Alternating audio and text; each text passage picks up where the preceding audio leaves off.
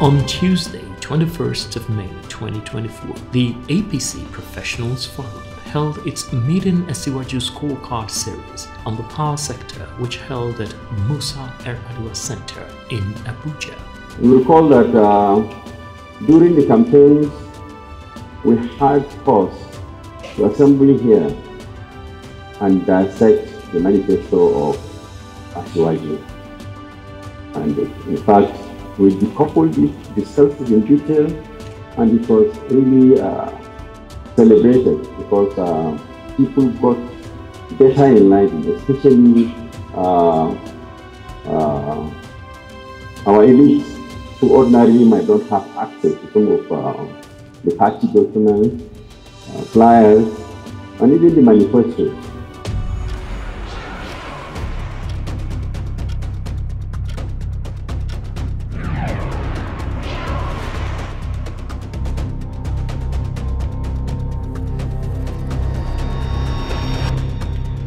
So I start by thanking the Almighty God, our Creator, that it is possible for us to be here today to start a project that is very dear to us as APC professionals. And this project is about discussing exhaustively the content and import of the Asiwaju Bola Tinubu manifesto. As I've always said, we are not preparing for the Olympics, but an institution that thrives on the superiority of ideas and track records. And who has better track records and superiority of ideas than Asiwaju Bola Ahmed Tinubu? What I can say in terms of what His Excellency Asiwaju Bola Ahmed Tinubu is bringing to the table is that he is someone who understands that in terms of administration, we must be able to continue those things that are very effective. There's no need to throw out anything that is in the interest of the Nigerian people. If you look at the manifesto, whether it's power, with the Presidential Power Initiative with Siemens, he has vowed to see that to its right conclusion. Indeed, Asiwaju Bola Ahmed Tinubu conceptualized the Lekki Port, which we're now celebrating. And this Lekki Port would put us in the map, would be the game changer, where you have larger vessels that require a depth of draft of 16 meters, which is the global trend, are able to berth in Nigeria and offload the cargo in Nigeria. And just as the then military action was going, they democratized the laws that relate to the power sector. And part of what, as of course you know, Senator Tinubu first did was the so-called Aaron Initiative, which is actually bringing the private sector to come and provide power. The only thing that was not perfected at that time was how that distribution will be handled by the larger power authority. Otherwise, that would have been one of the best solutions to our power situation. I'm a member of the Presidential Power Initiative. I'm a board member. Look at the progress made so far. How do we reach where we are? Of course, as of today, we have 12 million megawatts that can be generated. But how many can be evacuated? Only 4. Both Asiwaju Bola Tinubu and His Excellency, the Vice Presidential candidate here with us, they traversed the entire country.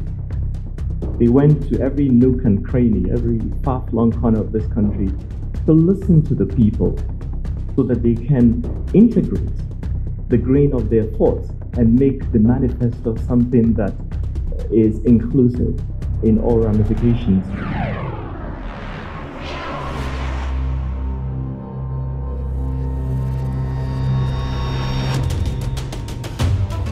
The APC Professionals Forum, we dissected the manifesto of Mr. President when it was just 81 pages of the manifesto tagged Renewed Hope Agenda for a Better Nigeria.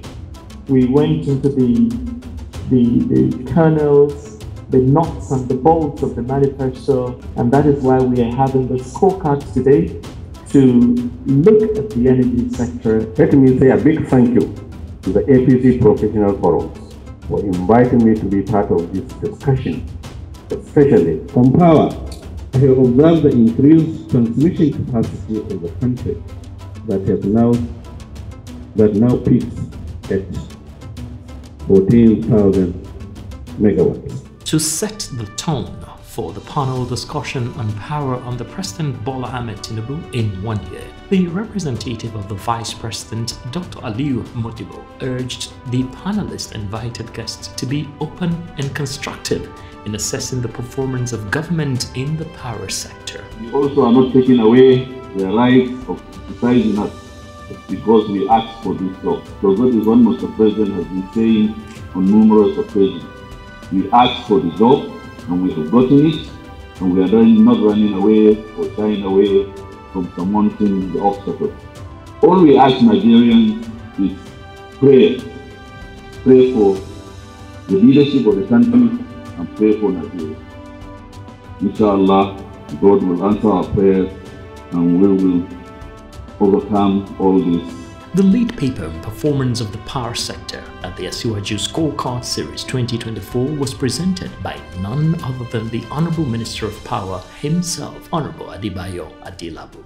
I stand before you today to discuss this topic, which is of utmost importance to me and I believe to millions of Nigerians, which is the revitalization of our nation's electricity sector to power the renewed agenda of His Excellency President Bola Ahmed Tinubu, GCFR.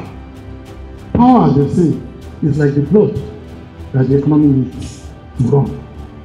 Even if there's short supply of blood in human beings, and Mr. President was non-ambiguous in his speech at the beginning of this year, where he prioritized the power sector as an enabler, as a driver of other sectors.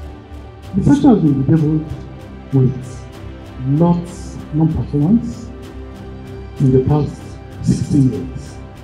We have completed a comprehensive diagnosis of the issues in this sector. We engaged stakeholders, we consulted experts, we visited sites, and we compiled all these issues from A to Z. So there's no going back on trying to find out what is happening. We know what is wrong with us. And what we did in December was to come together at a retreat of all power sector stakeholders, transport, between the 14th and 16th of December. For all 3 days, we discussed all these issues at length, and we provide solutions that we believe are practical, that we believe are workable, that are not just idealistic solutions. Here are some of the key achievements of the government in the last 2 years. Within the first month of the inauguration, he signed into law the new Electricity Act 2023, which points at decentralization of the sector and the liberalization of the sector. In June 2023, President Bola Ahmed Tinubu officially signed the 2023 Electricity Act into law, marking a significant milestone in Nigeria's electricity sector. It is indeed a milestone for those that were alive or that were born before the 70s, in the 60s. We used to have ECN, Electricity Company of Nigeria. It was a national institution. It graduated into National Electric Power Authority NEPA, which we met. Later it became Power Holding Company of Nigeria, PHCN.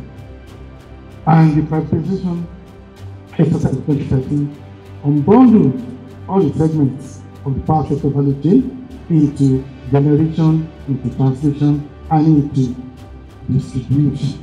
But this act not only liberalized it, allowing private sector investment into all these 3 segments, it also allows subnational governments, talk about states and local governments, to play and participate in this sector. So a state can have that courage and boldness to sign it into law, not just holding everything at the central level, allowing 36 state governments to participate in provision of electricity, allowing the 774 local governments to participate, depending on the segments where they want to play. And the new law focuses on enhancing the regulation and management of the electricity value chain with the active participation of the subnational governments, and we had a policy dialogue virtually in April 2024. And just last week, we also came together to make sure that we conclude on the National Integrated Electricity Policy and the Strategic Implementation Plan, which is required by the Electricity Act of 2023. We all know that the sector is bedeviled by a huge debt overhang, debt that we owe to generating companies and gas supply companies for non-funding of subsidies from governments. The last time I spoke about this, I put the generating companies' debt at 1.3 trillion, and that of gas supply legacy debt at about $1.3 billion. There is no sector that will survive with such huge debts. So it's something that must be resolved before the sector stabilizes, to ensure necessary maintenance and resolve and evacuation capacity optimized. The government has approved that these debts will commence paying down of the debts, both the gas debts and the generating company debt. I think Mr. President also deserves a round of applause for granting us this approval. Additionally, the government has put in place the required framework to achieve an injection of 3.5 million meters into the power sector, 1.5 million meters through the World Bank Distribution Support Recovery Program, PSREP, and 2 million meters through the Presidential Metering Initiative. To ensure that there is an end to estimated billing and to achieve metering of majority of power consumers, Mr. President formed the Presidential Metering Council to oversee the Presidential Metering Initiative, so that in the next 4 to 5 years, we are going to wipe out, completely eliminate the metering gap that we have today, that is put at over 7 million meters. And I'm actually privileged to be the chairman of this council, so we are taking steps to ensure that even before starting new projects in TCN, we must complete major parts of this, so that Nigerians can start getting the benefit of all these spendings. Increased generation, improvement of grid generation capacity with the addition of 700 megawatts added to the national grid on the newly commissioned Zungeru hydropower plants. I can tell you that our generation was between 2008 to 2002, 2003 when we resumed. Then now, with the takeoff of the hydropower electric plants in Zungeru, we have added additional 700 megawatts. I can tell you that, yes, thank you, in the last 3 years, we have hit the highest generation of 5,000 megawatts last week. So our target is, before the end of this year, we should graduate this to 6,000 megawatts, and the impact will be more felt. We have seen reforms in the generation segment too. The two major sources of supply that we have on the national grid today is hydropower, which is from water, and the thermal power, which is from gas-fired plants. Hydro is about 25% contribution, while thermal plants contribute about 75%. We are saying that the way to go for extension of energy access to our people and to put us on the pedestal to achieve our energy transition plan, we must bring in renewable energy. Because Nigeria is so blessed with all forms of renewable energy. Talk of solar, we have one of the best sunlight in the world, covering over 30 states of 10 to 16 hours of sunlight with very efficient and effective solar rate. Talk of dams, we have many large dams and we have over 340 small dams. that can give us some reasonable capacity of power generation across the length and breadth of Nigeria. We have 9 coastal states that can benefit from wind energy source.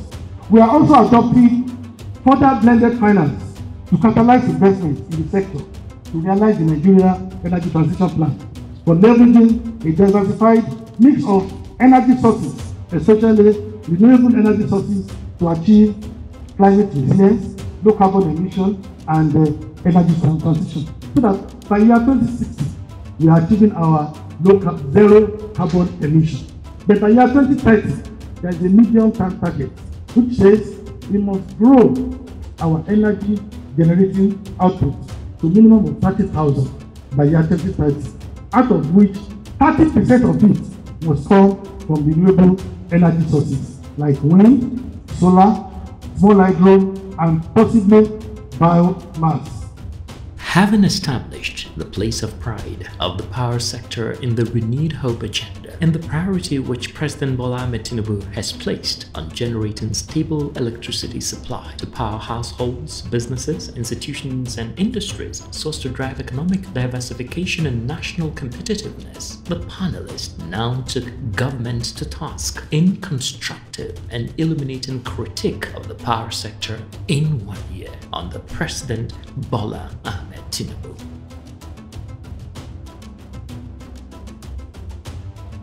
Abdul Malik is a renewable energy expert and has accomplished a lot and has renewable energy developed in over 18 countries and constructed over 300 megawatts of solar projects in Africa. This administration is new, so you cannot blame this administration for where we are today. If you realize what's going on in the renewable energy sector, it is the fastest growing sector globally. It beats the oil and gas sector, it beats everything else. Renewable energy is not a bad word. Nigeria can really multiply its power from the 4 megawatts it has right now and probably double that in the next 24 months. I want you to tell us what you think needs to be done differently from what the minister said to improve the energy sector. Number one, what is the cost of production? Treat electricity where you treat Coca-Cola or Fanta. Once we all know the cost of production, then we talk about the selling price. You cannot continue to undersell a product and you expect that that product will be available in this country. It will not happen. That's what we've been doing for 60 years. This is a forum intended to interrogate what we've been doing in the past, to see whether we're achieving the outcome that we expect of everyone. So I want you to please address this forum, this gathering, about how you think government can increase performance and monitoring mechanism within the system. I'll come to the issues that have been highlighted, and the Honourable Minister has pretty much covered everything around the issues and of the past and what this administration is trying to do to resolve and move us forward. I think one of the key indices that you'd have to measure going forward isn't how much generation capacity you've added onto your grid. It isn't even how much willing capacity you're able to move through the grid, but it's really at the end of the day, how much are we growing our per capita consumption, because there is a direct correlation between higher per capita consumption of energy and economic performance. And if the objective, you always have to focus on what your outcome is. If the outcome is to accelerate economic growth, achieve double-digit economic growth that we talked about, and in the Renewed Hope agenda, that there is only one way to do that, and you have to accelerate and double your per capita consumption. So it's making sure that you deploy the technology that allows you to monitor that performance, drive your investments and your policy in the direction that you've clearly articulated. I want to thank the APC Professionals Forum for this event. If you want to establish the conventional power generating plants today, be it hydro, be it thermal plant, minimum of 36 to 72 months. I'm telling you, it's between 3 to 6 years, because they will need to manufacture the turbines afresh, and it takes 18 months to 24 months for a single turbine. So to achieve a fast turnaround in the sector, sincerely, renewable energy is the way to go. As a private sector person in agriculture, we're in the dairy sector. We produce milk. We aggregate milk now from 18,000 farmers in the northeast. We participate in Taraba, Adamawa, and Gombe. Milk is the most perishable product in agriculture. In 2 hours, if you're not able to pull it into 4 degrees, you lose the product. Now, within that context, it tells you that my company is participating in the most difficult sector of agriculture in Nigeria and globally today. But we are prospering. Why? Why is Sebore farms in Adamawa State in the northeast that has been plagued or has the blanketed impression that it's an insecure zone? How are we able to operate within that space and find success? It's a couple of things. One, we know what our people have. We know the resources they have and they have to bear. Two, we've invested in energy that gives us comparative advantage within the Northeast, which is solar and battery. So our factory is completely off-grid. It's powered by solar and batteries, and as such, it has given us energy independence. And lastly, like I said, we've invested in the energy. You have to invest in infrastructure that would unlock it. What we did in our own is that we created 78 milk collection centers in local communities, powered by solar and battery. Nobody realizes that our farm produces 5 megawatts of power. Adamawa State gets 7 megawatts of power. Within 12 to 24 months, we can ramp up output. And I'm also happy to announce that what was lacking before, which is the enabling legislation and supporting policy, which frustrated the doctor from getting a license for 7 years. He started 2016, and I'm happy that he got it during our administration, 2023 October. Am I right? So that's to show you that this government is doing things differently. Enabling legislation. Our model is more of distributed power model. We had also initiated, and with this, tell Mr. President that we intend to either on quarterly basis, on the half-annual basis or annual basis, run a series of such scorecards for Nigerians to be updated and posted about government activities. Some of them are from the private sector, some from public sector, some of them from the academia, to come and give us what they think we have done right and what we think we should improve upon. So it's not a fora of accusing, but a fora of telling Nigerians this is the match Mr. President has done since he came into office. With a lot of far-reaching ideas discussed and robust constructive criticism synthesized and simulated about how to improve the power sector in line with the Tinubu Renewed Hope agenda, the APC Professionals Forum thanked guests for actively participating in shaping the future of Nigeria. I want to, on behalf of many of our colleagues here, thank you immensely for turning out for this event. I also want to thank, of course, the chairman of the Board of Trustees of the APC Professionals Forum, as well as all the professionals within the APC and around the country who have rallied together to sacrifice, to interrogate our systems and processes to ensure that our country gets the best ideas to develop. I welcome everyone to this important symposium titled Dissecting Asiwaju Manifesto.